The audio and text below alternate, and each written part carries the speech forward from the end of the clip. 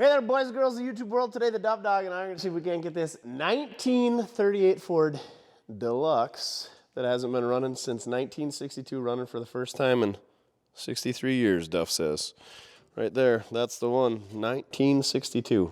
Picked this one up from Young's Auto Salvage 3 years ago up in Devil's Lake. This is a barn find. They had it sitting back in the corner. We were up there checking out their junkyard, and this thing was in the back, and we decided to take it home. It's pretty much as you see it. Unfortunately, the hood is missing, but let's take a quick look and then see if we can't get this Flathead to breathe fire for the first time in 63 years. So a couple things you notice. 1930 was the first year that Ford offered the Deluxe model. Before that, it was an option. The entire front clip is different between a 38 Standard and a 38 Deluxe. The 37 Deluxe kind of carried over to a 38 Standard. A 38 Deluxe carried over to a 39 Standard, which is what I have, is Ruth. But anyway, this is the first year that they offered the Deluxe. It was all completely different. Before that, you just got like some chrome and some trinkets and odds and ends. It was an entirely different body on these cars. And then in 39 and 40, it was basically just a front clip and some trim options. But anyway, this thing's got sealed beam headlights. That's aftermarket. These marker lights, those are aftermarket for the turn signal or blinkers that are in there, obviously. It's got one flexi hose and one straight hose, but it's got an aftermarket heater installed in it. And it's got defrost with the flexi pipe running that. Like I said before, this bad boy is a Deluxe. So you got the stainless steel windshield trim, and you also got not one, but two wipers. And along with two wipers, you got two visors. You only got one wiper and one visor on the Standard. As you can tell, it's not just a two-door sedan, it's a four-door sedan. Smells like disappointment. It is factory cloud mist gray. I call it green, but Ford called it cloud mist gray. Not only do you get two wipers and two visors, you get two tail lights with a Deluxe. That's right, you only got one with a Standard. It is missing some back glass, but the interesting thing about these cars is every piece is flat glass. So you could get this cut at your local glass shop if they even exist anymore. Or you can order it online. Or you can order it from somebody that provides glass and they'll ship it right to you because it's flat and you can put it in there. Hopefully we're not doing any glass work today. Hopefully we're not doing much backing up because you can't see. Speaking of aftermarket accessories, check out that bedazzled jewel on the license plate. This one's missing the jewel, but it's still there on the one side. It's got the wide 5 wheels that Ford had from 1936 through 1939. All those hubcaps changed every single year. And then I think some years they were a little bit different between a Standard and a Deluxe, but I'm not sure. The other side's missing the hubcaps. These two actually match. And like I said, you could put 1936 through 1939 hubcaps on every car. So who knows if these are even the right ones. I'm gonna have to do a little buffing on the cloud mist gray paint, Duff. Almost looks two-tone for some reason. You wanna get right on that? That'd be great. Also in 1939 with the Deluxe model, you got the banjo steering wheel. Show them, Duff. Or don't. There's the aforementioned turn signal. It's an Allstate brand. You also got the stainless trim around the gauges on the Deluxe models as well. We'll find out later when we go underneath the hood that is missing that there's some other parts missing. Mainly the generator, which is back here, and the distributor, which is up there. I'm guessing they tried getting this thing running, couldn't get any spark, torn to the distributor. They took the hood off to get in there, and that's where they gave up. Oh, they got ashtrays in the seat. I never come across cars of this vintage with full interiors in them, or rarely. So this is a treat, huh, Duff? The Deluxe cars also came with a clock in the glove box door, something you wouldn't get on a Standard. I guess I'll get to working on this thing and you nap in that spacious back seat. The gauge clusters were also different. You only got 3 digits with a Standard model, and the Deluxes, you got 4 digits. This thing's showing 87,000 original miles. This week's video is brought to you by Surfshark. That's right, Surfshark protects your computer from viruses and malware. It also minimizes scams and spams, blocks ads and trackers.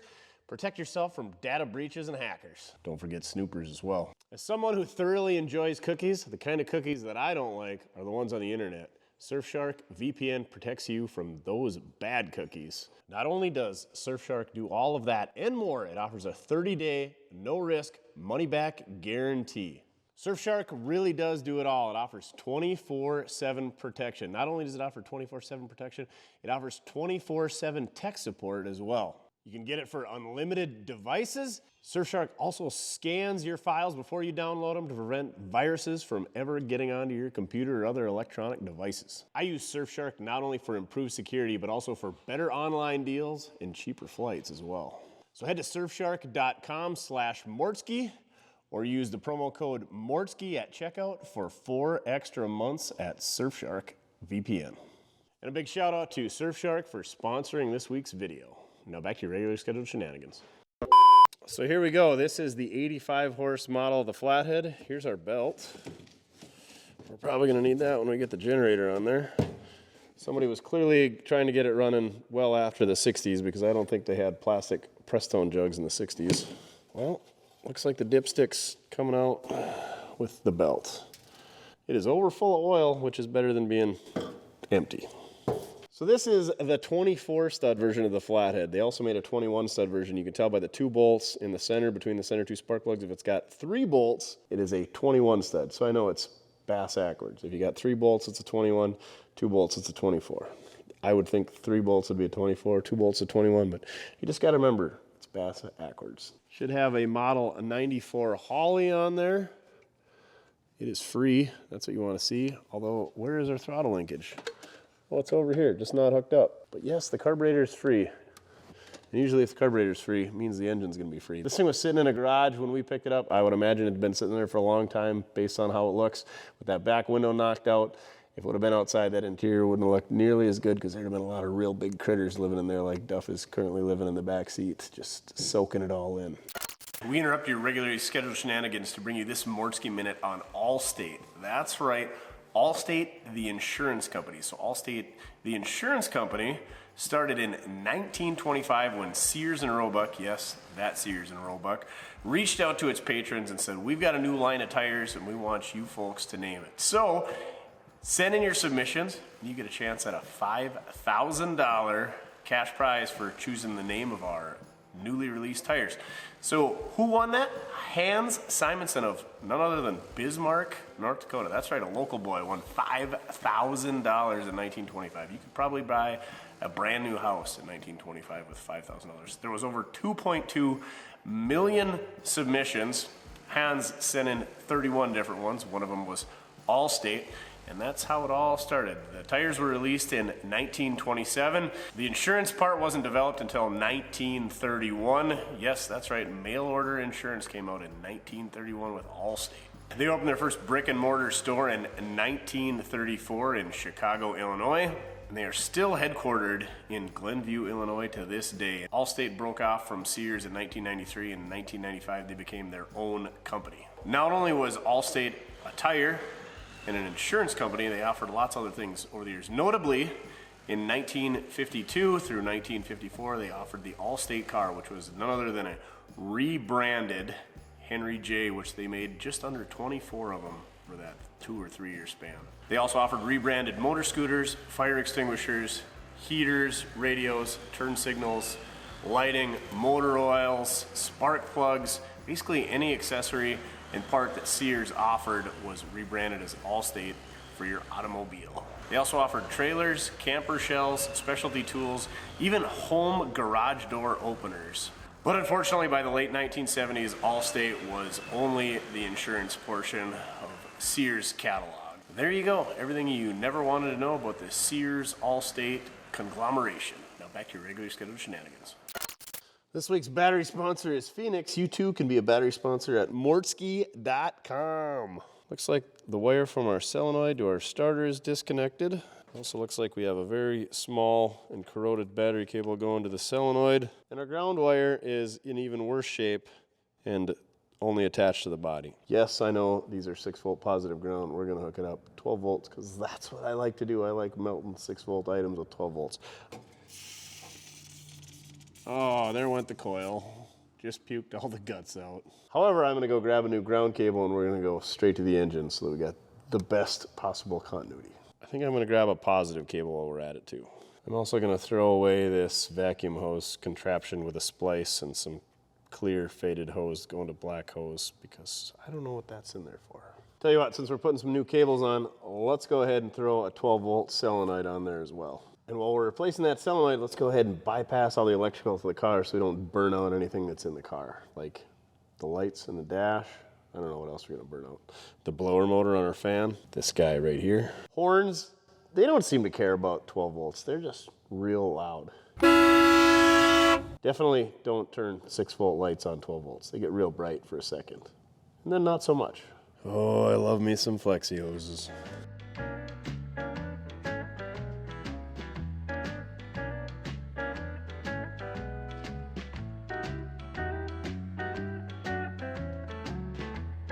Some fresh battery cables and a fresh solenoid on. We would usually crank this thing over, but I want to pull some spark plugs out and we're going to spray some lube down the cylinders because that's what everybody tells you got to do. And also, because this is a flathead, flathead valves are notoriously stuck from sitting. They just always happens. It's the way that it is. Every flathead does it seems like.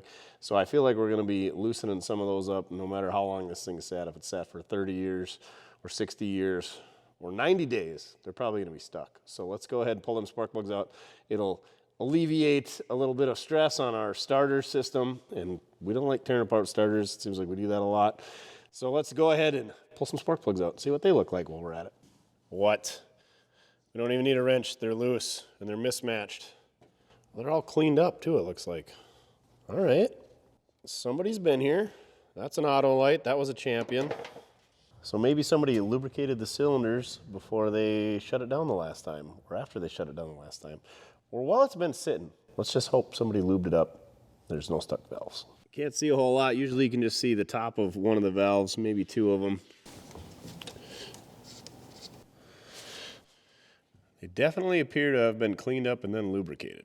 I would say that's a good sign. I'm gonna give them a little shot of the Zeppum. Hopefully that frees everything up.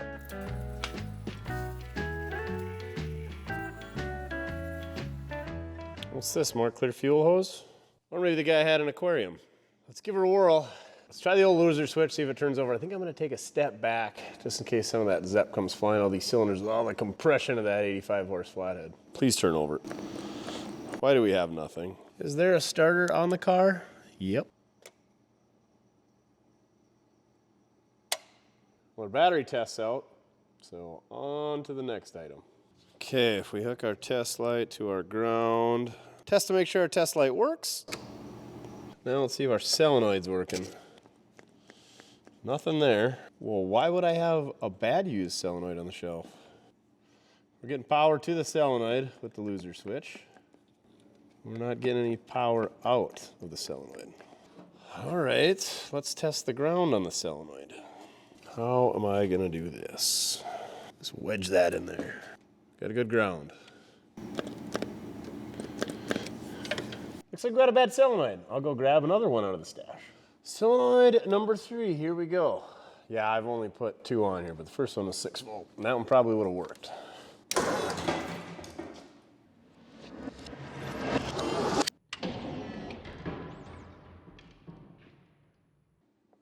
It's in gear. Engine's loose. I'd like to say that's the first time we've done that. Is it in gear? I don't think so. Just kidding. It's in gear. Duff must have bumped this shifter. Let's try this again. Hercules, Hercules, Hercules.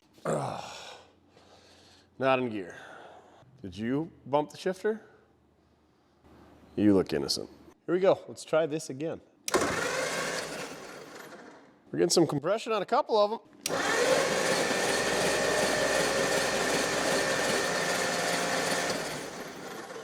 The old cloud mist gray is getting mists of clouds of ZEP 45. Let's give it the old thumb compression test. If we got stuck valves, we're gonna have no compression at all.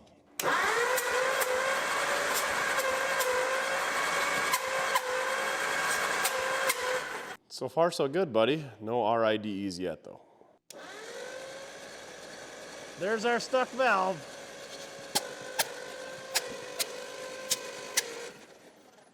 So it's a flathead. I think it goes 1, 2, 3, 4, 5, 6, 7, 8. So we got a stuck valve in 8. Please be the valve we can see. The valve I can see is down. The one I can't quite see is the one that's stuck up. So I can see the exhaust valve going up and down. The intake is stuck. Like I said before, you could see one valve. This case is the exhaust valve.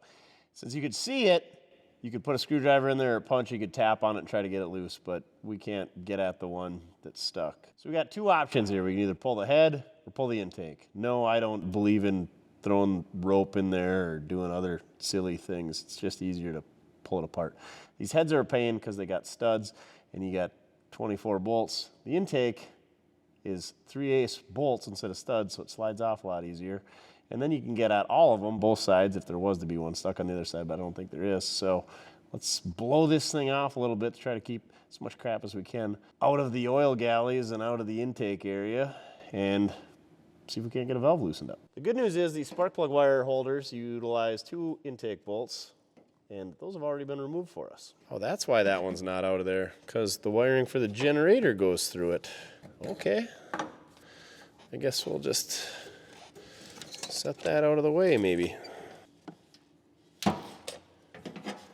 It's not going very well. It's like somebody knew about this, because they already unhooked everything for the carburetor.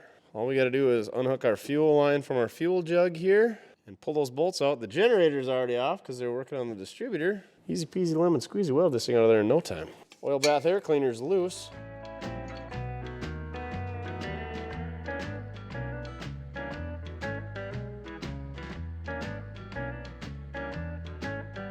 Ooh, red vacuum hose. She's pretty swelled up. I don't think that's going back on there. That's for your wipers. That's right, vacuum wipers in 1938. Let's knock the crust off this thing. Can we get it loose? Did we take all the bolts out? Nope. Tech tip of the day, always take all the bolts out. This does appear to be a factory aluminum intake. Yeah, hot rod. There we go. Is that the fuel pump push rod hanging up on us? Probably. Do we need to take the fuel pump off? I don't think so. There we go. Oh! Wow, don't put a chrome oil breather cap on there off a small block Chevrolet. Keep your flathead all flathead. The aluminum ones are so speedy and easy to remove. Well, what do we got? We got adjustable lifters? No. It'd be a lot cooler if you did. Is it coked up pretty bad? I've seen worse. There is our stuck valve. So that spring should have that valve pushed down on top of that lifter. And there is about a 3/8 of an inch gap, and that's our problem. So let's spray some Zeppum in there and do a little prying. Please don't be stuck bad. I don't want to have to get the torch out. Oh. Where did all this crap come from? I don't want to screw up my intake gasket and I don't have to put a new one in. Oh.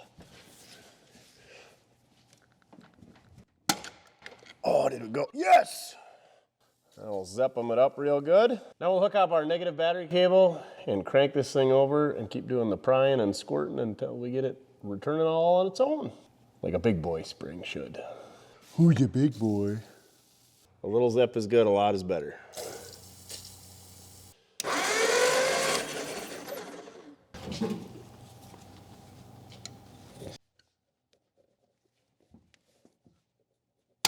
Oh, yeah, she's a sticky one.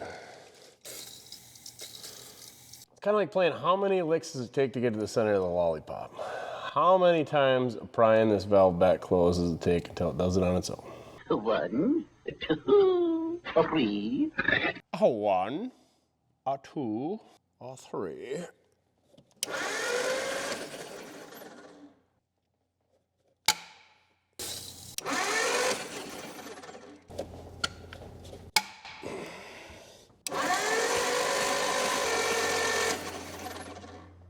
I think 3 was the answer. So if you guessed 3, give yourself a pat on the back. Well, only does that when I'm helping it.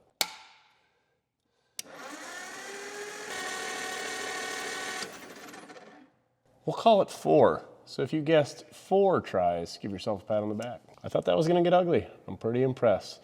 Let's go ahead and blow all this crap off that landed back on our intake gasket. Maybe throw a little Vaseline or some wheel bearing grease on the bottom of that intake so that it seals back up. Throw this thing back together, and then I guess we're ready to start checking for spark.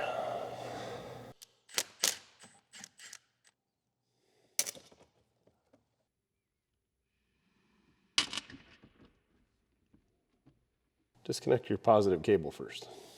Now the key is not to disturb the old gasket mating surface so that it'll seal back up. So all of those hours of playing the game operation are going to pay off dividends here. Don't touch the sides. What I failed to mention is that I was terrible at that game. I was more of a chutes and ladders and Candyland type. Probably why I never became a doctor. Let's not arc the negative cable on the positive cable. That kind of does remind me of the game operation. I'm guessing that's what you're doing, was closing the circuit to that buzzer. Sounded like it was going to electrocute you, but it really wasn't. Maybe it was electrocuting your patient. Who came up with that game? Milton Bradley? What a guy. Milton Bradley definitely had a corner on the market of board games. God, does anybody even play board games anymore? Everybody just plays video games now. Milton Bradley was like the Hershey of board games. Comment down below your favorite board game. I kind of think Monopoly is the best learning one, but man, that game took forever, and now I have PTSD because you have to go to jail, and I'm not a fan of the real jail. Chutes and Ladders is a good one. Candyland. Mousetrap looked like a lot of fun in the commercials. Was not a fun game. It was terrible, I thought. Played a lot of Skip-Bo and Uno. Sorry, that was a pretty good one. Played that at my grandparents' a bunch. I'd never seen flathead intake bolts with washers on them before. Now I know why, because this has got an aluminum intake. The cast iron intakes didn't have washers. Or at least from what I remember, they didn't. Intake is back on, excluding the couple of bolts that were missing from when they took that spark plug loom off, but I think we can go ahead and plug that vacuum port for the wiper, and we should be able to fire this thing up if we had spark and fuel. Never mind. Well, that's what that bolt was laying on the intake. That's one of the distributor bolts. Went and dug through the Flathead shed, found the correct breather cap. It's got these two little notches in there that holds it in place instead of these two little tangs like a small block Chevrolet and other overhead valves use. So we'll put that on there. Unfortunately, it's obnoxious red. And I also found a diver helmet distributor. This is off the 1939 Ford truck that we got running a couple weeks ago. It's got a 6-volt coil on it that may or may not have had the internals melted out of it by somebody hooking it up to 12 volts. Oh, there went the coil. Just puked all the guts out. But this thing ran phenomenal. So we know the points and everything is set, good to go. And what are we going to do about that 6-volt coil, you may ask? We can convert this distributor to 12 volts via this Dennis Carpenter adapter I got through Speedway Motors is here in a couple days. So we take that coil off, bolt this on there, hook up to a regular 12-volt coil, comes with a condenser, comes with a cork gasket, comes with some instructions, easy peasy, lemon squeezy. I think I've done one before, but let's see what happens. Pretty sure we just got to take these 2 screws out of the coil, and then that should slide right off of there. Just like so. Comes with a fresh cork gasket and some brand new hardware that's the correct length.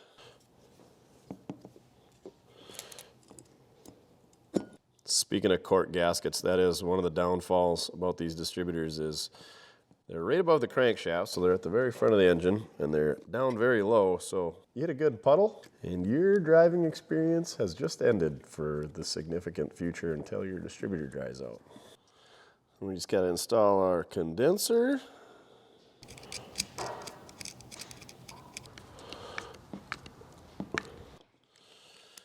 Install our coil wire. Oh my, that boot does not want to slide. And no, you're not getting the pumpkin bread that Mrs. Mojo sent with him this morning. All right, we just got to reinstall this thing, hook up our coil, wire the coil to the distributor. We should be running in no time. Don't forget to hook up the 8 spark plug wires and the vacuum brake. So I'm just about to slip this distributor in there, and I notice these little stands, and I'm like, what are those stands for? Well, they hold those tubes. What are those tubes attached to? the horns. Ford literally routed the snout, the nose, the end of the horn out in front of the car so you could really hear it blasting in front of you. You can't see where they come out up here, but that's pretty nifty. And it's also awesome that they had the foresight to put braces below them so that they weren't getting busted off or rattling around. How neat is that? That's pretty neat. Distributor is installed. We've got our coil and our distributor all wired up. We're ready to test to see if we got some spark on this thing. I did a little soul searching while I was installing that distributor because some colorful words were said. And I think I realized why Henry Ford put that distributor down there. Well, you got your camshaft and the distributor is mounted right at the end of it. Usually you've got a camshaft with a gear on the end and that drives your distributor. Well, then you gotta manufacture a machine, 2 gears, you gotta cast a housing for that, and then it makes it very serviceable. But this way, he didn't have to manufacture all that other stuff, all those gears and points to wear out. I do kind of like that these have got an eccentric or an offset keyway that drives them, so there's really no adjustment. You can't screw them up. You just put it on there. You don't get it off top dead center, or instead of setting it at number 1, you set it at number 6. It's pretty simple design, except for when you got to work on it. So I think that's why they did it down there, is because simplicity for manufacturing costs. Cheap, budget, low dollar, affordable. All right, enough on my rant on Henry Ford putting his distributors down by the crankshaft. Let's hook up our coil wire. It sparked right there, so that's telling me there's gonna be spark. We're just gonna watch and see where it jumps, and I'm gonna keep my hands clear because I don't need to get electrocuted. The power of Grayskull can take the week off with this cloud mist gray 1938 Ford. By the power of Grayskull. Here we go.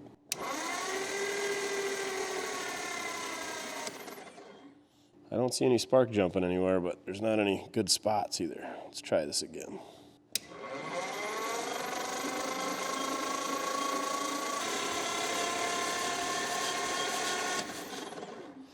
Why would there be no spark down there? Let's try it right off the coil.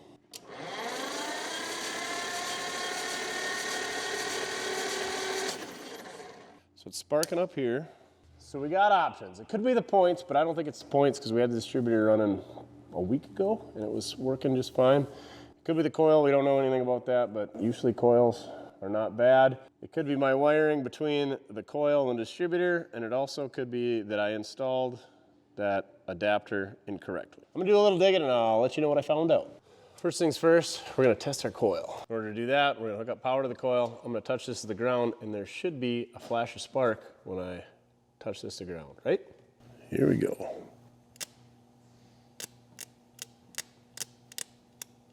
I don't know if you guys can see that, but it looks like our coil is working. Let's try this again.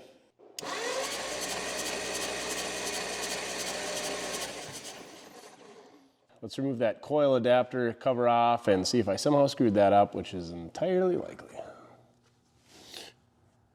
Well, there's the problem. The carbon tip from the end of this adapter is MIA. Sweet. Wonder where that went to. And what are the odds that we can take one out of our old coil and put it in there? So this is that carbon tip or carbon point I was talking about. Let's see if we can snatch it out of here and put it in our new adapter. Well, the spring is still in there. All right, let's see if this works. It's pretty critical. You got to have that to pass continuity from the points up to the coil. So if this doesn't work, we're not going to have spark.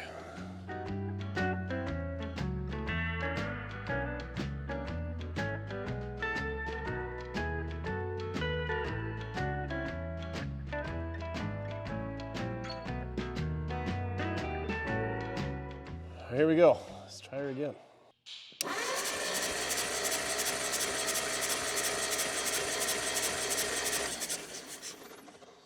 Still nothing. I know our coil tested good. I know our coil wire tested good. Let's take it apart one more time, see what we can find. Even with that carbon tip off, it still should have had spark up here, but it wouldn't have transferred that spark into the rotor, which sent it to the spark plug wires. We still should have had spark even without that, but that was gonna bite us at some point anyway. We definitely should have done all this on my Sun distributor tester. That way we could have done it standing up instead of leaning over a fender, and that way we'd have known that everything worked or didn't work before we got it down in here, but nobody ever accused me of being smart though. Good news is our carbon tip is still there, I guess. Shouldn't have a bad crimp on these wires that I made because I could see exposed copper, so there should be a good contact there.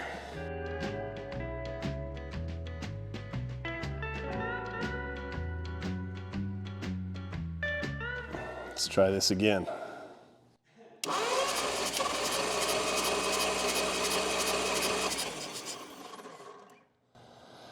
It's not the strongest spark, but it's spark. So here is what I found. This is the old coil. There's this little pigtail, literally. Looks like a pig's tail. The old corkscrew. Anyway, this thing was not making contact internally in there, so I bent it to where it was. Now we got spark. Now we should be able to throw the spark plugs back in there, hook that up, give her a shot of the hot sauce and see what happens. All right, this is absolutely comical. It's super common to have one of these old engines, doesn't matter if it's a Flathead or a inline Chevy 6 or a Hemi, whatever it is, to have a mismatched spark plug or two, maybe even three. Usually there's one that burns oil, and so that one gets taken out and tossed, and you spin a new one in that cylinder all the time, and you throw whatever's in there is good. This thing's got 8 different spark plugs. That's right, 8 different plugs. I think there's 6 or 7 champions, but there's a Delco, there's an Autolite. Let me show you. This is a new world record. I'm gonna go grab some new NGKs off the shelf and throw in there once I show you these. This is good. So we got 6 champions up here. So the first one we got is an H10 champion. Up next is an even older H10 champion. Sticking with the champion theme, we got the J6 champion, followed up by the J6C champion. And we got ourselves another champion, the J12YC version, and an R J12Y. So this one's got the resistor and it doesn't have the C at the end. And then a boring old Autolite AT4, and last but not least, an AC R46 SZ. Let's give this thing the best chance we can. Let's grab 8 new spark plugs off the shelf. We interrupt your regular scheduled shenanigans to bring you this Mortske Minute. This Mortske Minute is on the Ford Flathead V8, or the Ford V8, or the Ford Flathead, or just the Flathead. It was developed between 1927 and 1932. Its original release date was in 1932. For that 1 year only, they had a single barrel carburetor producing 65 horsepower. In 1933, they released the 2-barrel carburetor and bumped it up to 75 horsepower while still remaining at 221 cubic inches. The 1935 version was bumped up to 85 horsepower, where it would remain until it went to 90 horsepower in 1939. Minimal changes were made on this original release of the 21 stud engine. So 1932 through 1936 had the water pump mounted at the front of the head. 1937, the water pumps were moved to the front of the block and it was just a water outlet on the head. 1938 saw the release of the 24 stud motor, and also they offered a 239 cubic inch version as well. The 239 debuted in the brand new release of the 1939 Mercury's, coming in at a whopping 95 horsepower. Ford, however, would not get the 239 cubic inch version until 1946. The 1942 Mercury version was released at 100 horsepower. Ford wouldn't get that until 1948 in trucks with the 8RT, and 1949 with the cars in the 8BA versions. Other notable changes with the 8BA version was no longer having an integral bell housing and a more accessible distributor that popped out the top side of the engine like a common V8. Now there was some other versions of the Flathead V8. Between 1937 and 1940, Ford offered a smaller version coming in at 60 horsepower and 136 cubic inches. This was an entry-level V8. The Ford V8 was the first affordable V8. There was other V8 manufacturers, but Ford offered the first affordable one for the common man and woman. The 60-horse Flathead was ill-received by the general public, but very welcome to midget racers, and was replaced by the inline Flathead 6 in 1941. And last but not least is the largest of the Flathead V8s. The 337 cubic inch V8 was produced from 1948 through 1951 for use in Lincolns and large trucks. The Flathead was discontinued in 1953 in the United States and 1954 in Canada, and was leased out to French manufacturing companies all the way through the 1990s.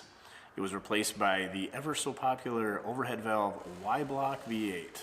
There you go, more than you ever want to know about the 21-year production run of the Ford Flathead V8. Now back to your regularly scheduled shenanigans. In with the fresh NGK B6Ls. That's right, all matching. This thing's not going to know what to do. Well, for all we know, this thing hasn't run for 63 years. Let's see if we can't get it fired up for the first time. Slingshot engage. Slingshot engaged. She's going to go. She wants to purr.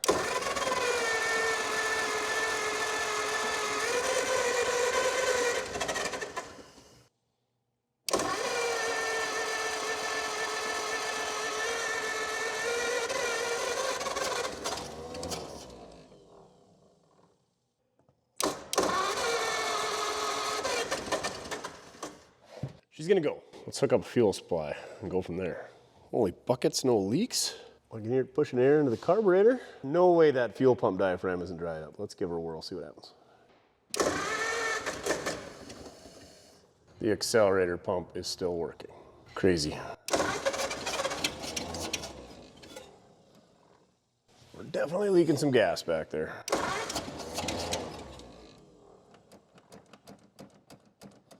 Okay, maybe the accelerator pump isn't working. Come on, baby.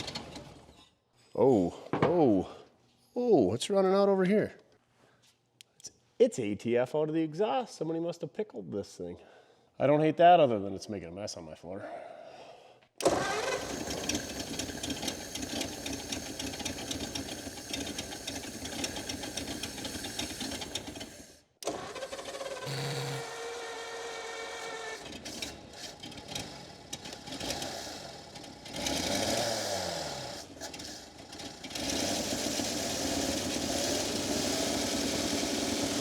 Yeah!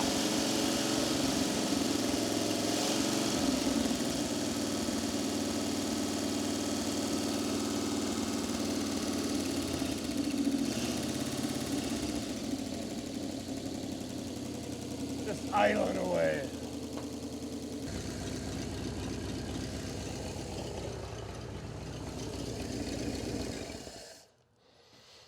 Can you believe that? Smooth as can be. I guess that's a testament to not only flatheads, but pickling your flatheads. Speaking of pickles, we got a bit of a pickle. We got fuel running everywhere back here, so I'm gonna go ahead and address that. I don't know if it's a bad fitting or if it's the fuel pump or what, but let's do a little investigating and see if we can't resolve that before we burn the shop down. Just a slight fuel leak. I think I got the fuel pump leak slowed down. Tighten up the screws for the diaphragm. It's weeping out of there a little bit. The main issue was they had an inverted flare fitting installed in there to hook up the fuel line to.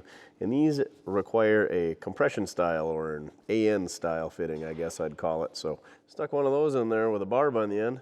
We should be good to go. Now I'm gonna put the old generator back on there and the belt so that we can put some coolant in it and hopefully run this thing just a little bit longer with some coolant in it that flows.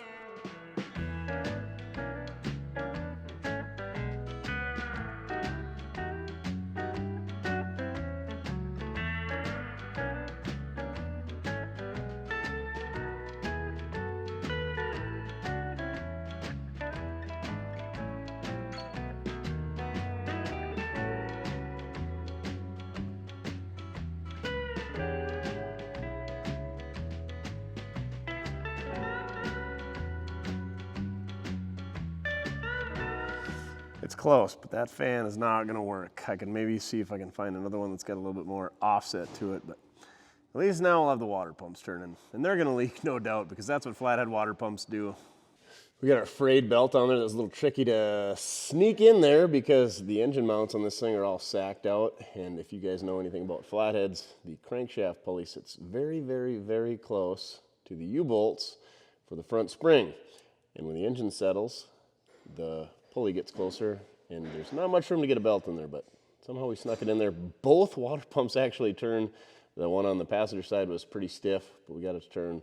The one on this side just a little bit sticky. So let's throw some coolant in this thing. Let's see if it holds coolant. Better yet, hopefully it's just low and we only have to top it off.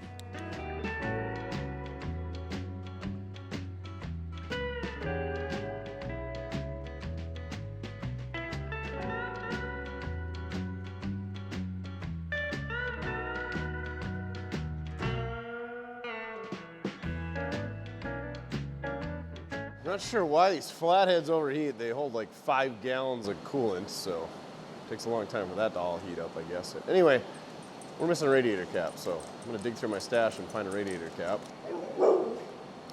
You're gonna go look? That'd be great. Oh no, me?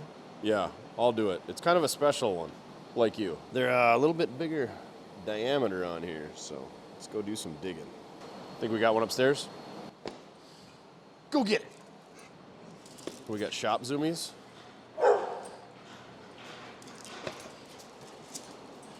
I think we named the chair. It's Lucille. Two-wheel Lucille. Or loose wheel Lucille. Or Lucille chair. Shout out to whoever gave us the name for that. All right, go look for a radiator cap, silly.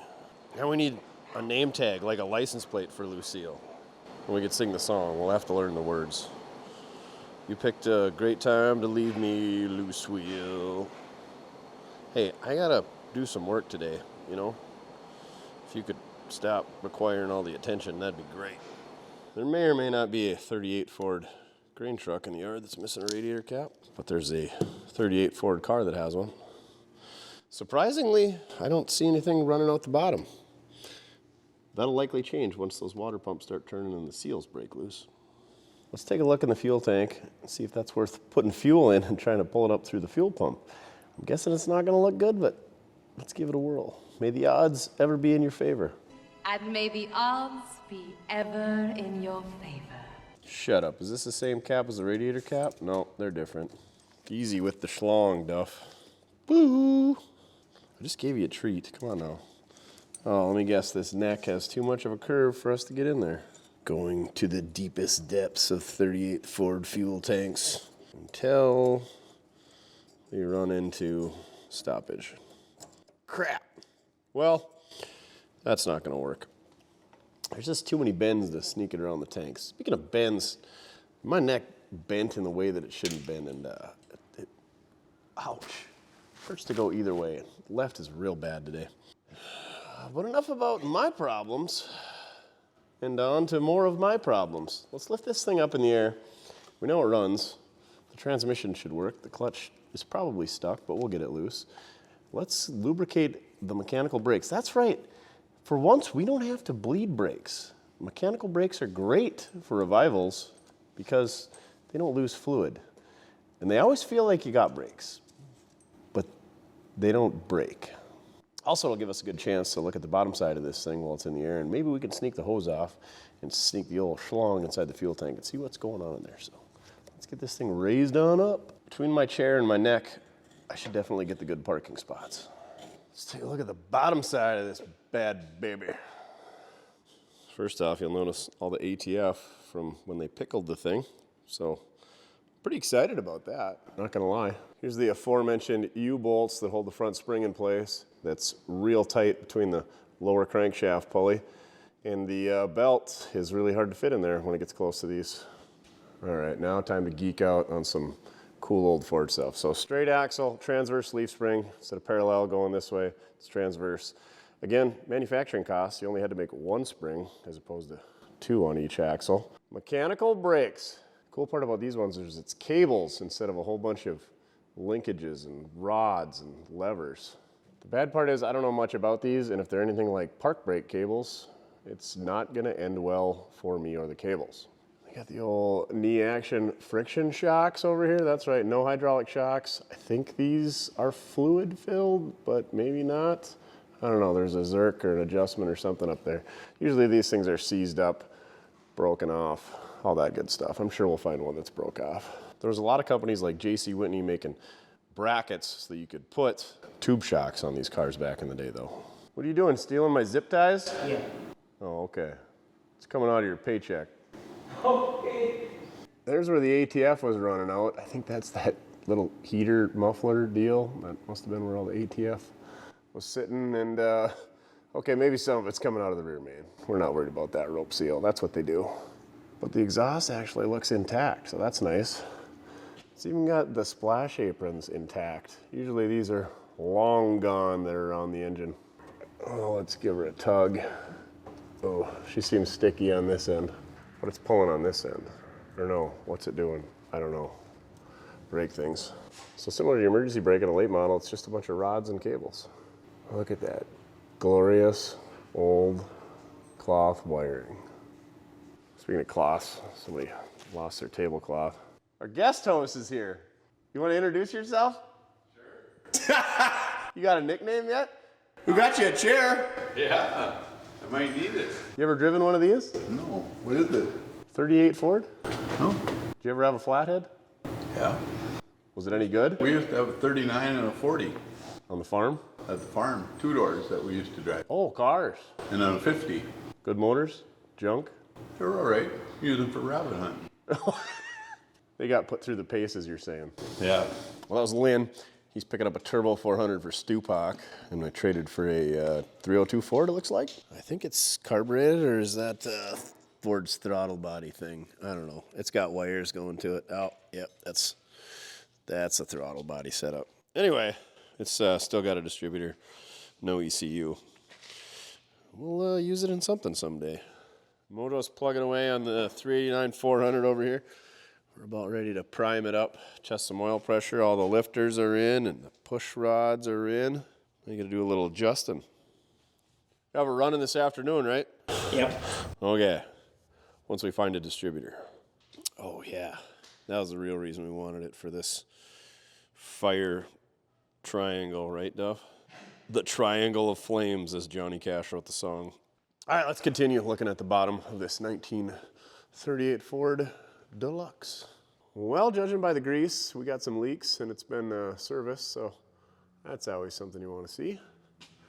The exhaust actually sounds pretty good. It stops right about there.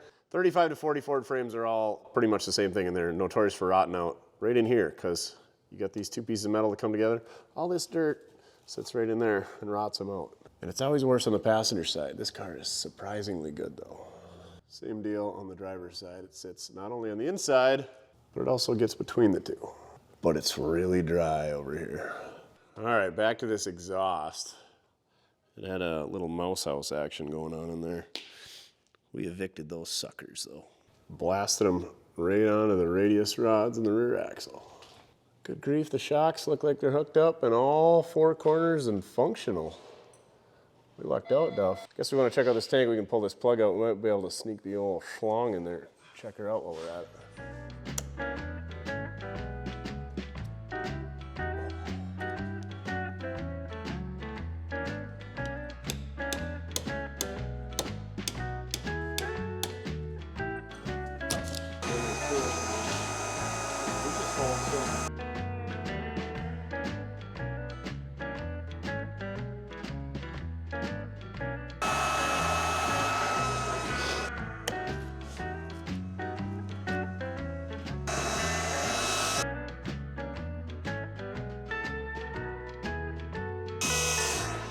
Well, the solder's melting, so probably better not go any hotter.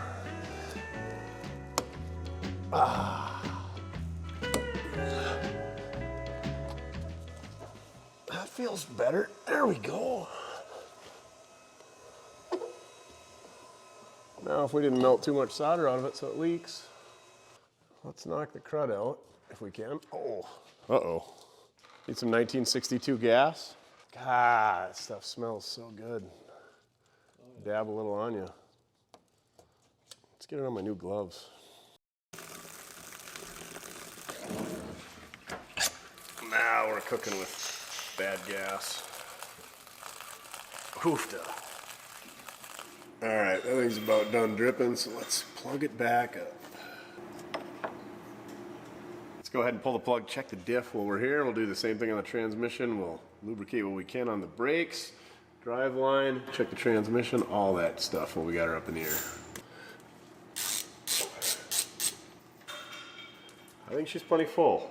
Usually when they're over full like that, it means that the transmission is leaking and it's running into the diff. Could also be that there's water in the diff, but I'd rather have this thing be over full than under full. So let's go ahead and put this plug back in, call it good. Also, that stuff looked pretty runny, not very thick like you want it to be in your diff. You want a thick diff fluid. I also noticed that this rear end is sagging on the left side, and I tried pushing up on the wheel on the right side. Yeah, that shock is hung up, so it's gonna ride real stiff until something breaks. Another spot these cars rot out, there's a, I don't know, tool tray right back in here, and all kinds of dirt and stuff sits in here, and this car is rock solid.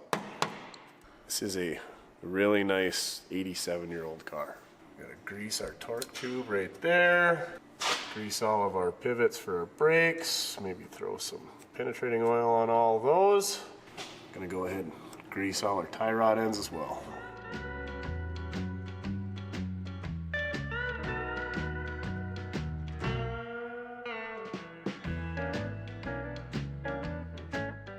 Well, since this thing runs so sweet, somebody was trying to get it running back in the day. I'm worried about somebody flooding it out and getting a bunch of fuel in the cylinders, and then also they got the ATF action going on in there. So let's go ahead and attempt to change the oil if I don't round this plug off. Let's get a socket instead of using the old Swedish nut lathe to round it off. 7/8? You want to go, you know you do.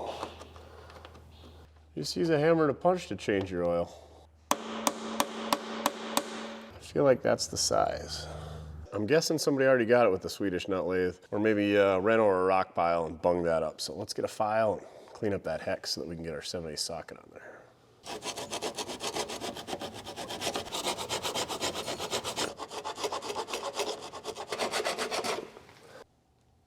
Oh boy. Why is it so tight? Definitely don't use an impact on your drain plug. If you do, make sure you use a chrome socket. A little bit of a delayed response there. Guessing there's some sludge in the bottom. Oh yeah. We'll just let that drain for a little bit. Let's take off our Rudolph red-nosed reindeer oil fill cap. Got ourselves some 2050 VR1 racing oil. Nothing but the finest for our Flathead. Motor honey. Ooh. She's thick. Damn, boy, he's thick! Just the way we like them. Why is it running all over? Cheese and rice. Making a mess back here. These got the speed fill hole. You think you could dump it in as fast as you wanted, but apparently not. Well, this is straight silliness. Drink your Ovaltine faster. Be sure to drink your Ovaltine. A crummy commercial? Now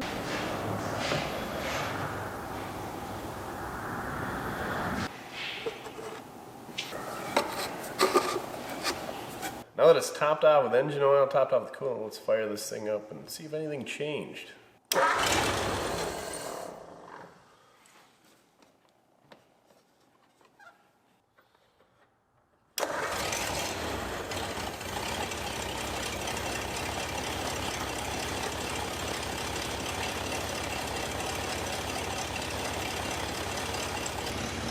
Check this water pump out though.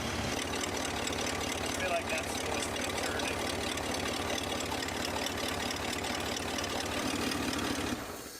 I swear I just turned it by hand.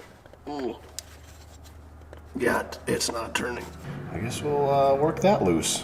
Our belt's in pretty sad shape, so if we run that very long, it's gonna chew up our pretty sad belt. Good call on catching that, Duff. Suppose that's why the old boys call these a water pump pliers, for freeing up your Flathead water pumps? All it turns, and we just gotta tighten up that belt. I'm guessing a new belt wouldn't hurt the situation. Let's increase the tension on this belt. Put a little more friction on that water pump pulley.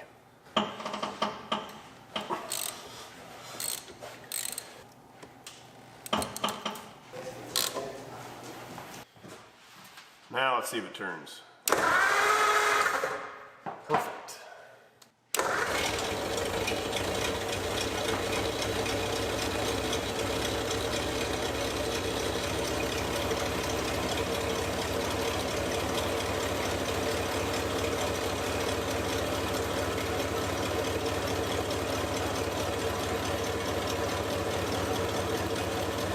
Got a little bit of blow by, not bad.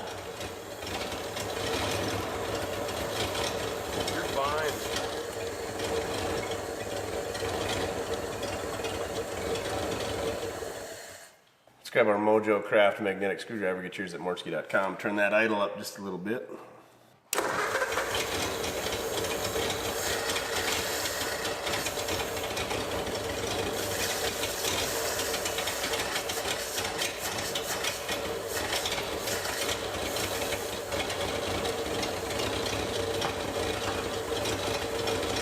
Doesn't seem to be running as well as it was earlier.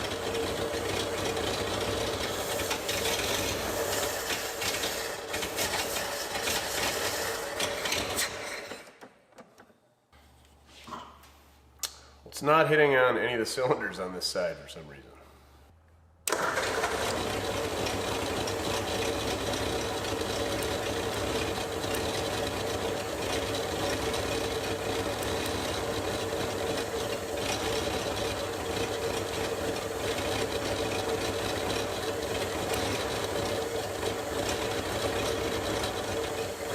Try this side.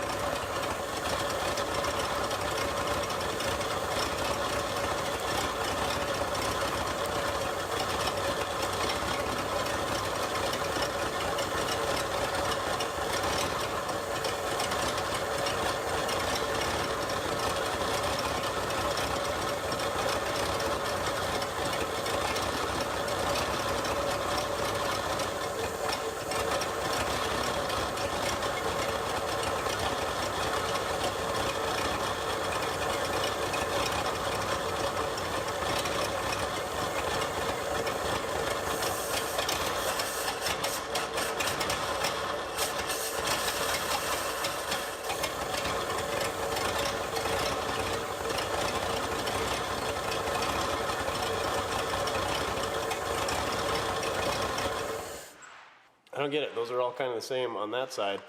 When you pull the plug wire off, it doesn't spark. Do we have a bad coil?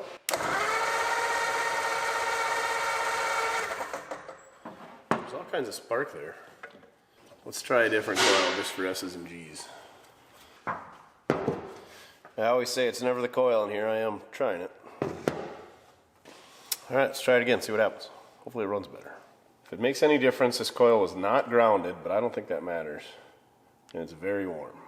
And it's labeled 12 volts, so clearly it's not a 12 volt coil that I would have labeled 12 volts. Here we go.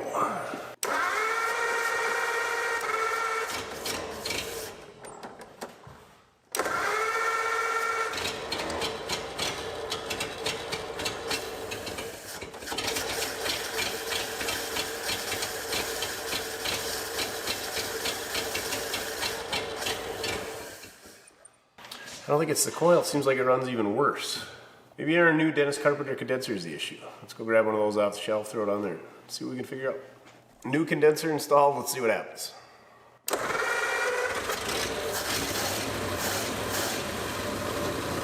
solved. It's never the coil.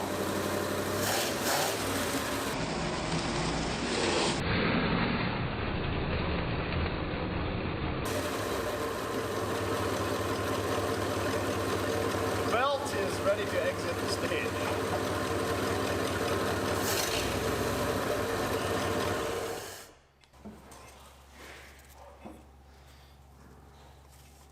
Our belt went on a little Jenny Craig weight loss here. It looks a lot better. It's slimmer. Oh, it's all layered, and the layers are unlayering. This is not going to end well.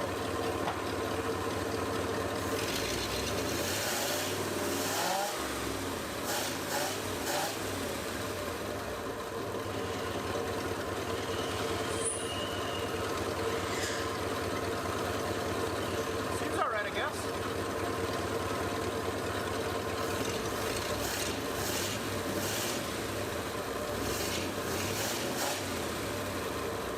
Listen to that thing purr though.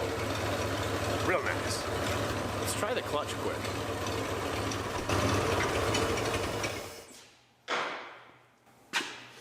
Just kidding. We're gonna need more fuel first. Let's try this again.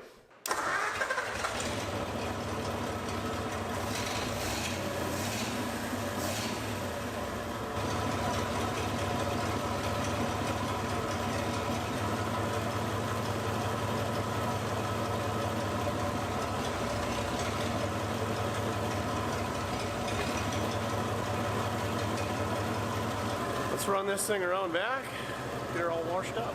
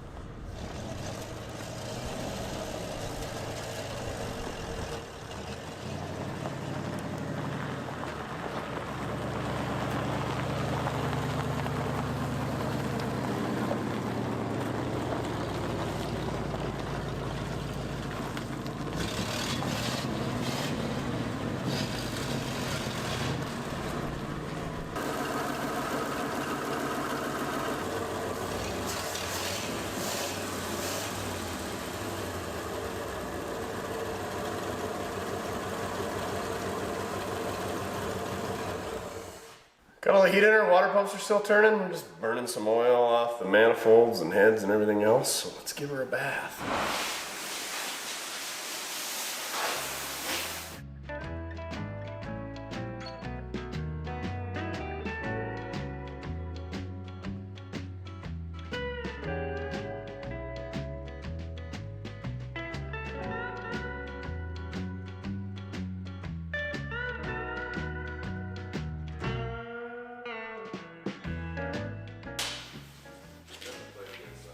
So if I rub really hard on it, some of the chalkiness goes away, but I'm lazy. So we're gonna get the buffer out and we're gonna get some professional restoration polish by P&S, full throttle. Shout out to these guys, not a paid promotion. I just really like their product. We should probably get some more. It's been a while since we did a little polishing around here.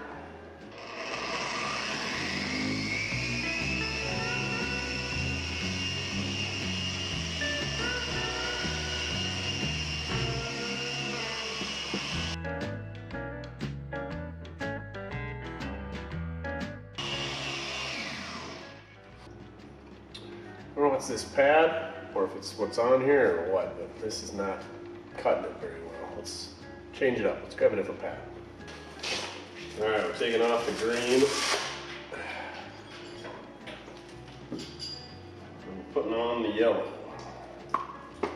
Yellow is supposed to be the most aggressive. We're gonna try some McGuire's Heavy Cut. Oh, and there's a big hole inside of that. That'll be a good one to use up. Oh, all over my boot.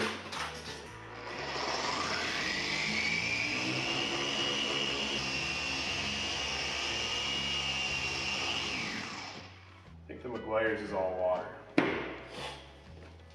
I want some McGuire's Ultra Cut, extra heavy cut.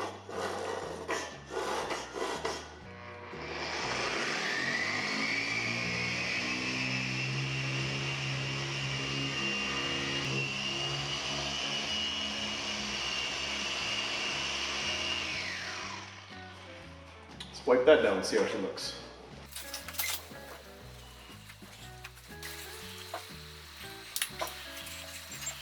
A lot better. Let's give her another round.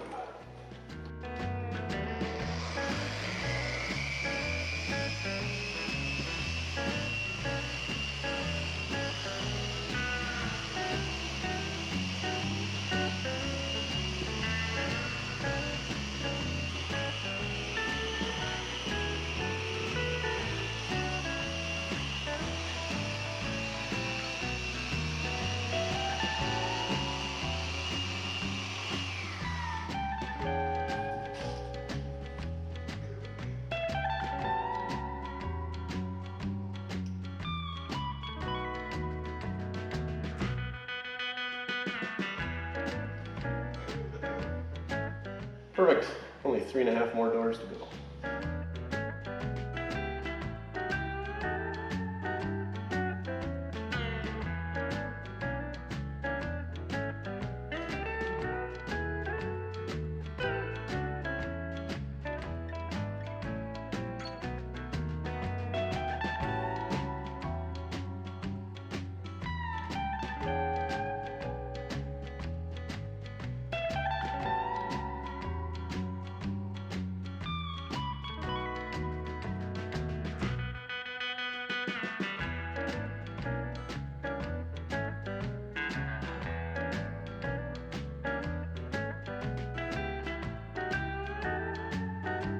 got this thing all cleaned up. You know how earlier I thought this thing was green or cloud mist gray? It's actually gull gray.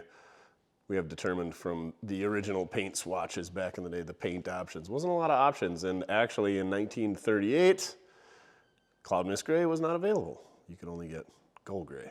So it shows you just how bad that paint was oxidized that we thought it was a green car, and it's a gray car. The body came out pretty good. Obviously, the sun beat up the roof a lot more than the sides, so there's a lot more paint left on the sides, and the fenders didn't fare quite as well as the rest of the body. I got to get in around all these tight spots. You got to do that by hand or with a smaller buffer, but that's as far as I'm going to take it. How sweet would it be to find a gull gray hood and side panels? Hit us up, mortskerepair@gmail.com if you've got some, or we'll have to find some and paint them. So if you've got a good set that you're interested in shipping to Podunk, North Dakota, hit us up. Or else we'll provide that to the new owner. That's right, this one's going to be for sale. Price and availability in the video description. This thing's got to go away. It's too nice to sit outside, and we don't have enough room inside, and the gales of November are coming. It's the 10th of November today, so remember, go jam out to some Gordon Lightfoot, the wreck of the Edmund Fitzgerald. It's the 50th anniversary. Also, for the new owner, I think the sealed beams got to go. The park lights got to go. That's easy stuff. You can do that later. It needs an entire glass kit. All the glass is just kind of delaminated. The side glass probably isn't so bad. These wing windows are terrible. This back window is terrible, and that one's missing. I don't know why these wing windows got it so bad. So yeah, it's pretty much just the wing windows, and I suppose a guy could live without those, but it sure would look a lot nicer with a new set of those. I cannot believe how nice this body is. I didn't find a single spot of rust. Did you? My 39, the running board's got some rust, especially right up in here, and then where the fender meets. And then right below those sexy teardrop taillights, there's some rust in mine, but this thing is solid. Like I said, the tool tray is solid, the fenders are solid, the running boards are solid. Good luck finding another 87-year-old car as solid as this thing. It really is a shame that the hood is missing, but pretty minor details. I'm guessing somebody either stole it, I think they said, or otherwise somebody was just working on it and took it off and got misplaced. But yeah, this thing come out really good. It needs a lot of fine tuning, but a good Saturday and this thing would be pretty decent. If you wanted to get real crazy, get some new fender covers for it and put on there, really church it up. Speaking of churching it up, I dug through my stash. I found some hubcaps. They're the correct style. This one's a little bit rustier, and I'm sure the paint is the wrong color, but let's get those thrown on there. What do you say, Duff? Yeah?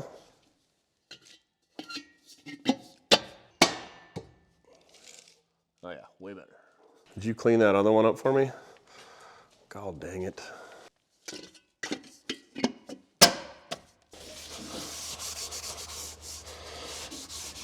That's right, we're too lazy to get soap and water out. We're missing one beauty ring, Duff. Did you find one of those? Maybe it's in the trunk. I haven't showed you guys in here yet, I don't think. Check out this airplane propeller trunk handle thing.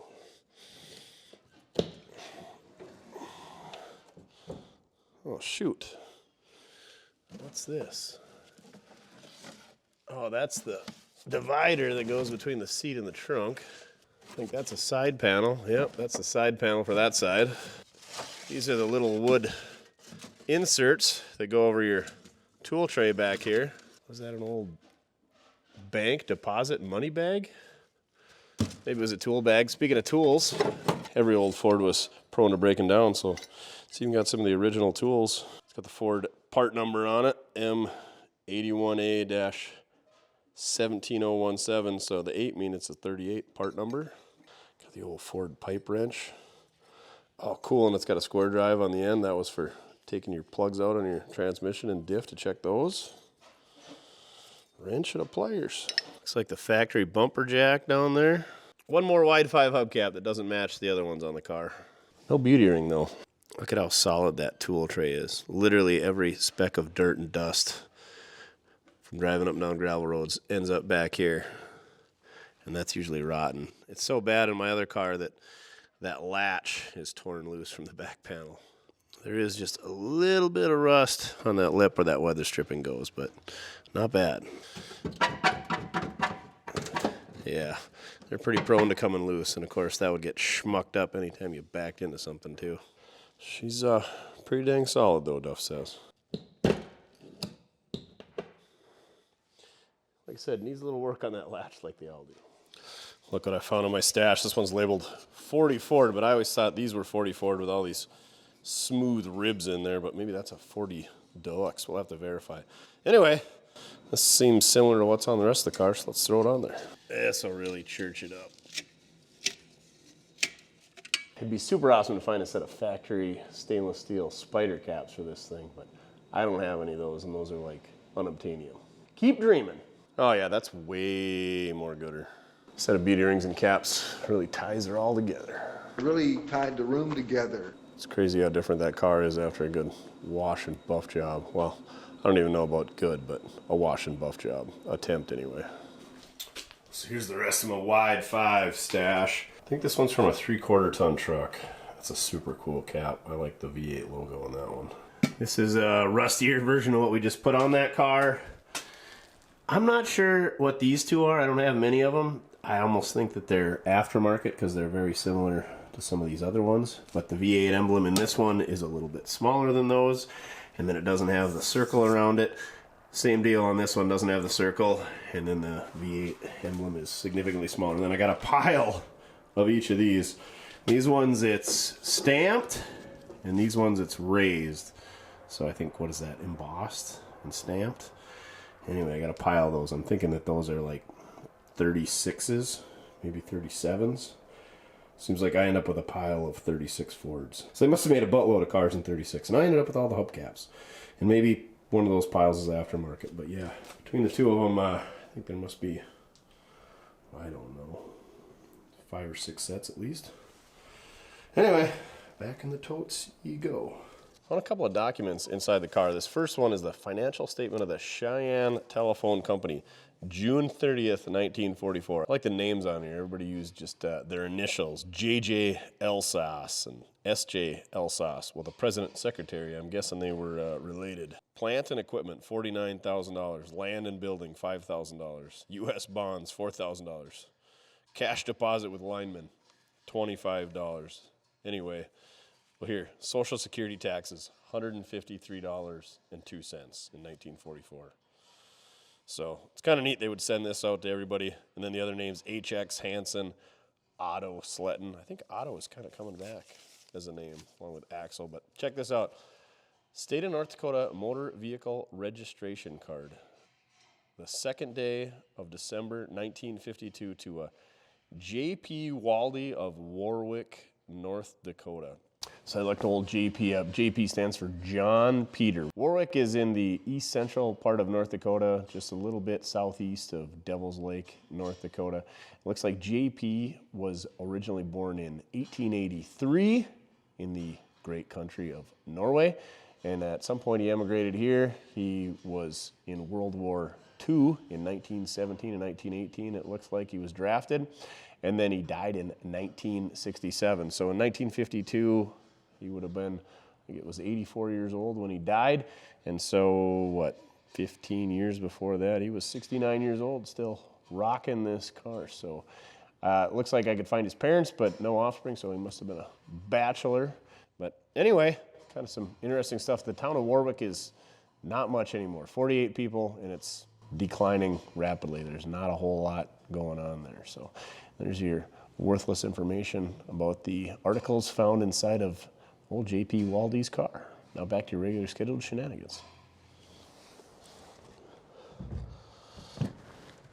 Oh, don't push too hard on the seat, Duff. She tears. Ooh, this one's got armrests. Does the two-door have armrest, Duff? I'm gonna have to have Chin start me up because loser switch and fires right up. Wonder if this is a synchronized 3-speed. Everybody says they came out in 39, but I'm pretty sure they were in 38s. This thing just purrs, Duff. Like a kitty cat. Speaking of kitty cats, Jackie Chan made an appearance the other night. Guess who's back? Jackie! Where you been? Did you go to Shanghai? These All-state turn signals are cool. They got a little rubber wheel on the outside that would rub on the steering wheel, and that's how you'd cancel the old turn signal. Wah, wah, wah.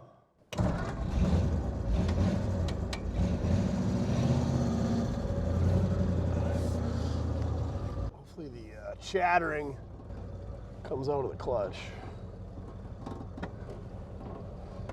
And I think a set of tires and a fuel system clean out. Maybe you get away with just cleaning it. Maybe you just buy a new tank and some glass, and this thing would be pretty sweet. Definitely got to find a hood though. You can't run your 38 Ford without a hood.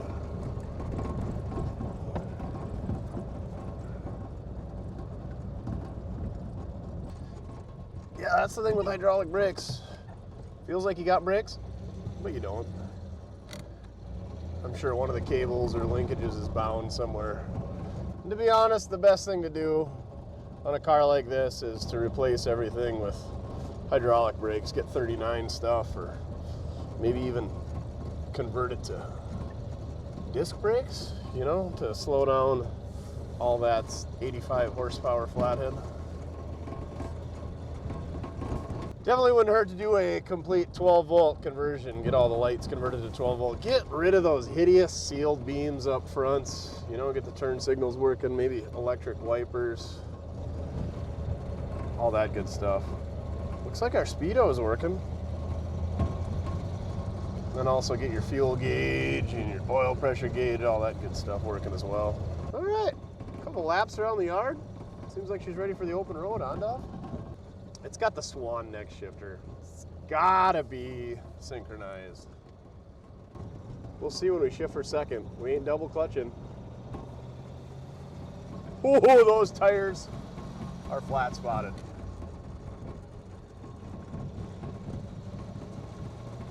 A lot of smoke. Is that oil burning off? For valve guides? It's definitely in here as well. Oh, please don't blow out on us. Square bias ply tires. It didn't scratch when we went into second, so I think it's synchronized.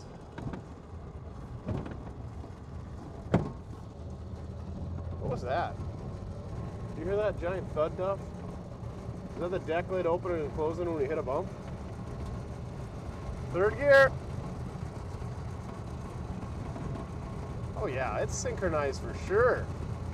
But I guess the taillights on these, everybody calls a 39 Ford taillight. Well, this 38's got them. Oh man. Good old hard bias ply tires, all flat spotted. Well, 35 is all I think I want to do. Just shaking pretty good. Why do bias plies flat spot so much and a radial ply does not? Oh, maybe it'll come out of it. Speaking of coming out of it, it looks like it's just dust back there and maybe a little bit of smoke. Oh boy, there's the vibration. Maybe it'll accelerate out of it, Duff, or into it. Oh, it smooths out at 40. This thing's good. Now remember, we got about 3 pints of gas, so how far is that gonna make us? Maybe it's a liter, I don't know. This thing is smooth. Quiet, you just hear the speedometer kind of making a little bit of noise, and that's not even dancing. This thing goes down the road great. If you were to put a set of tires on here, this thing would drive awesome. The brake part is a little bit sketch, but oh well.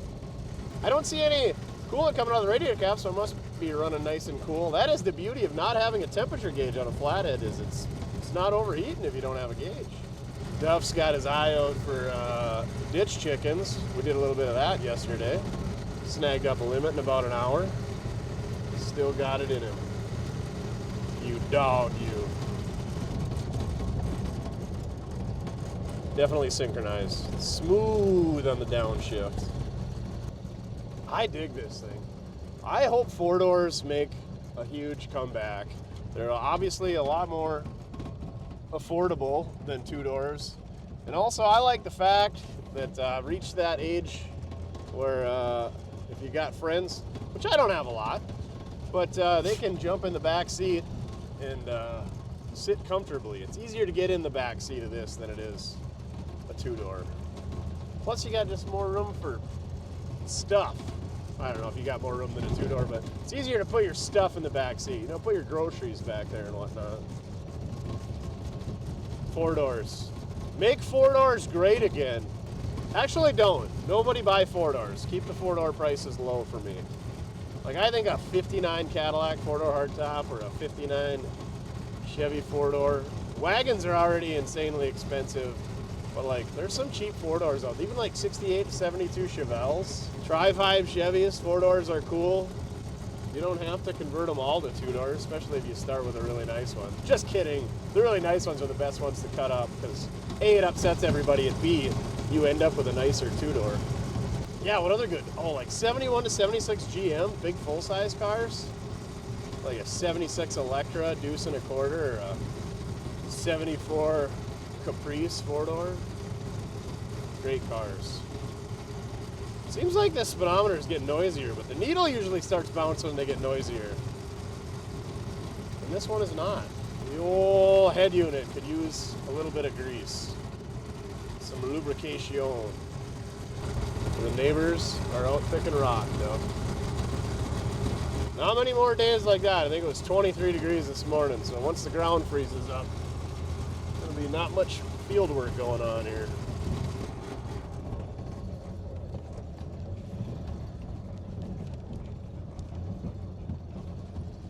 There's that noise. Oh, chattery clutch. That noise is gone, but obviously the speedometer's spinning real slow. No power steering. Maybe it's in the transmission? No, it's that speedo. 20 mile an hour. See when it starts making noise. Maybe it fixed itself. 35? No noise. All right, she needs a little bit of work, but I'm thinking, price and availability in the video description, I'm thinking I paid $3,500 for this car. We put that coil conversion kit on it, some spark plugs, a couple of hubcaps and a beauty ring. We didn't do a whole lot. So I'd just like to get my money back. $3,500, come get this thing, bring cash in a trailer. I do have a title for this car. So yeah, that's pretty awesome. But if I were to keep this car, AKA when you buy this car, here's what you should do. Go through the fuel system, see if you can flush out that tank. I would say if you can get a new one for under $250, put a new fuel tank in it. New tires, I would stick with the bias plies just because they kind of got the look of the car, but you could convert to 16-inch. I would convert to hydraulic, juice brakes, find somebody who street rotted a 39 Ford and get all their brake stuff and convert it to juice brakes for better stopping power. You know, give her the old tune-up, go through the carburetor. The ignition seems to be pretty good. Do a 12-volt conversion, order a glass kit and either put that in yourself or find a good glass individual. The main two pieces being the windshield and that back glass, and then those quarter windows. You could get away without doing those for a while, but definitely needs back glass, and then this pane on this right-hand side is pretty bad. I think straight pipe, 1 3/4 pipes on flatheads sounds frickin' phenomenal.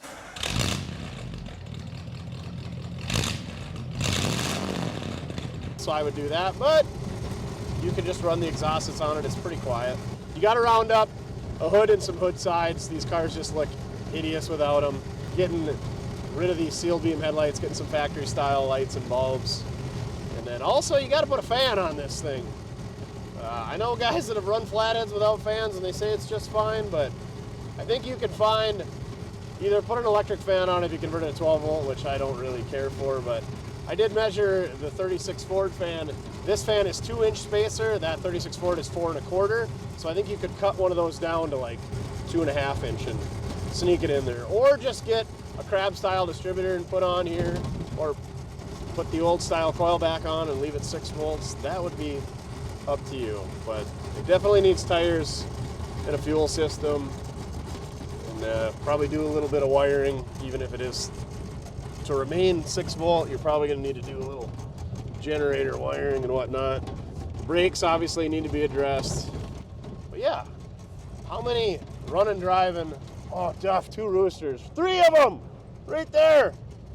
Oh, you want them, don't you? Anyway, there's a limit. Big ones. Put that down in the mental checklist of places to go hunting ditch chickens. But yeah, go find a running, driving 38 Ford for $3,500 bucks. I think it's be tough to find. And lubricate this speedometer head. It's got a, I would say, $250 steering wheel. It's got a $500 transmission. I know you could sell that running flathead for $1,500 bucks all day. So I mean, there's $2,200 worth of parts right there. So yeah, don't make me part this car out. I already have my 39, which arguably is a better car. I mean, that's already lowered with the new tires and the dual exhaust and the 12 volts. It's got all the things done to it.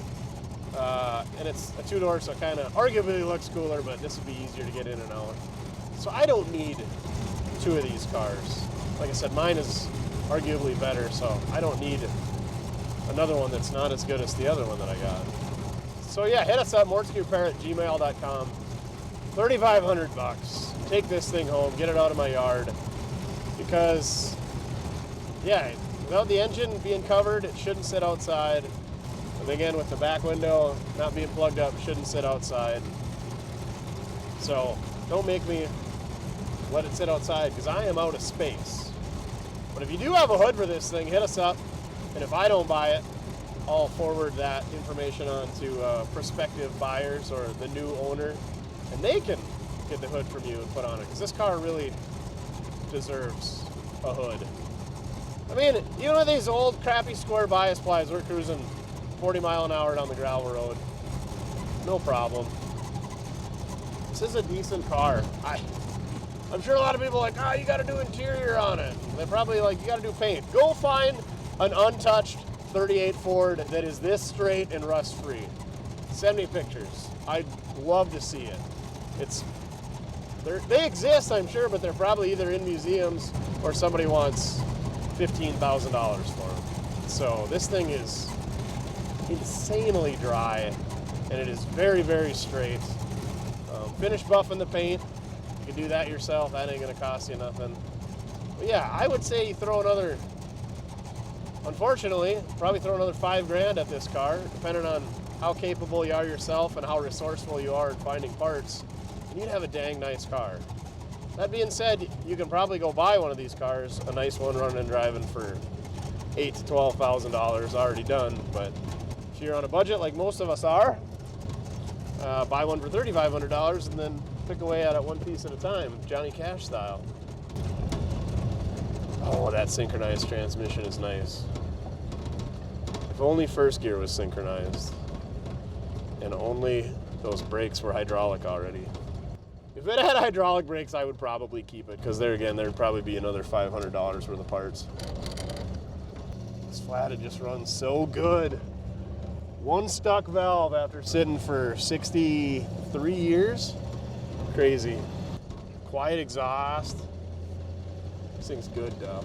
Somebody's gonna get a really good car for this. I hope. I don't know. The market on these old Fords, it's tough. Like, I guess the guys who are into them are dying every day, obviously. But they're dying that are into 57 Chevys and 69 Chargers as well. But it seems like those cars are holding a little bit better. But yeah, the old 38 Ford market is they're arguably one of the least desirable years, unfortunately. 39 40's got a pretty big following. Obviously 32 to 34s are insane. Even 35.6 coupes are good money. But yeah, 38 Ford 4-door sedan is pretty low on the old desirability list of the early Fords. So I'm a real good salesman, at least I'm honest. Come buy this thing, get it out of my yard, because clearly my yard is full. All right, remember, it doesn't matter how you get it done, so long as you're having fun. Resurrecting old Flathead Ford V8s that have been sitting for 63 years. Real fun. All right. On to the next one. Oh man, we got more Flathead Fords we got to get running in the yard, Duff. On the good side, it doesn't seem to be overheating, and we did not run out of gas. And if nobody buys this car, I'm stealing the banjo steering wheel and the shift knob for my 39.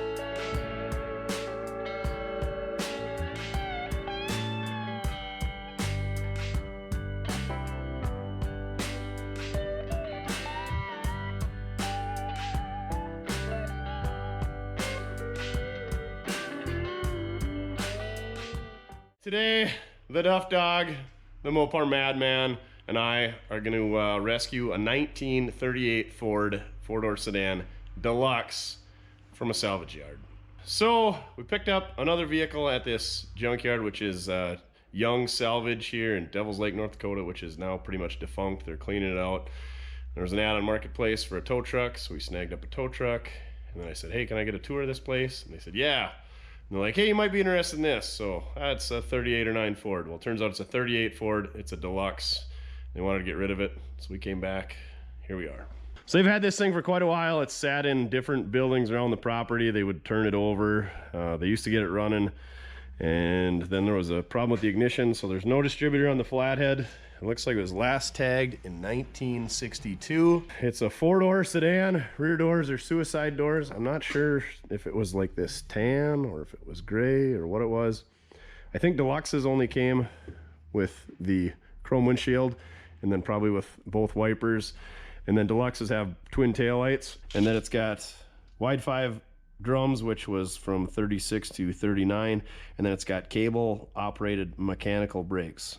39 was juice brakes. So a 39 standard and a 38 Deluxe grill, I believe, are super close to the same. So that's how I knew it was a 38 39. The dash, I think, is the same as a 38 39. It's got the banjo steering wheel. We got to get it out of this building and we'll take a closer look at it, but it's super complete, super dry. Like I said, missing the generator and the distributor, which I think there's some distributor parts in the back. If not, we'll round some stuff up. Looks like they were just running her off an antifreeze jug here for a while. Here's a little teacup for you, short and stout. Perfect. Way to wear a Mopar shirt today, because that's what I do. I love Mopars. This thing is just, it's a shame that the hood disappeared. But you can hear them outside. They're picking up scrap, loading up scrap, crushing stuff. All the back windows broke out. It's got those awesome 38.9 Ford taillights. It's got a little hooey in that fender, but she's good. I'm excited. And we know you guys love flatheads. So let's get the door open. Let's get this thing shifted over. It looks like one of the tires is holding there, so hopefully we can get the other ones to take some wind. Get her jacked up. Get her out of here and get on the road.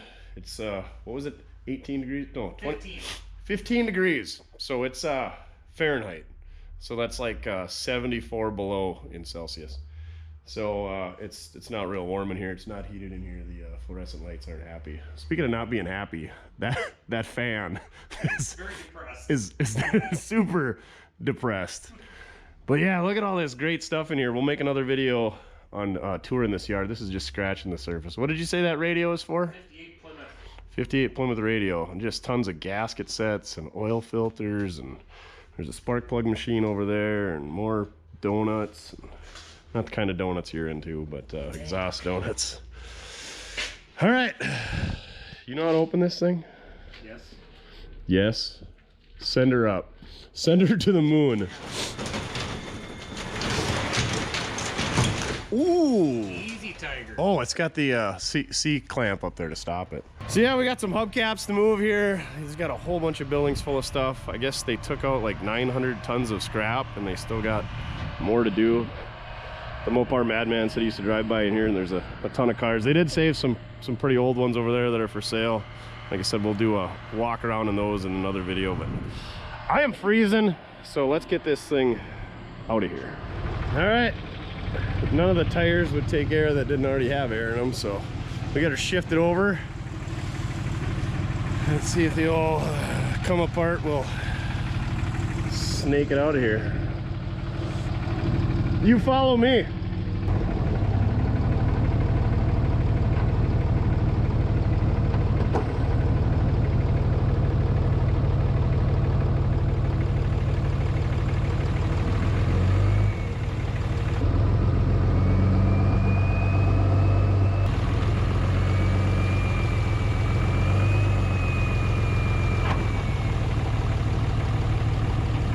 All right, we got her out of the building, out in the open, so now we're gonna hook back up to the trailer and get her loaded up.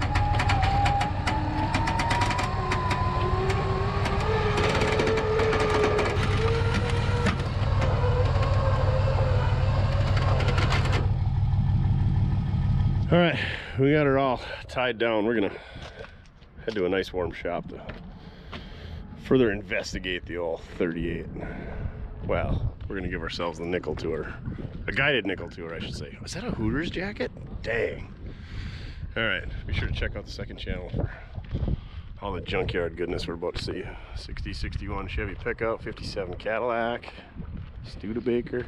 All right, got our wheels and tires. These things always look so much better when you got 4 wheels and tires on it.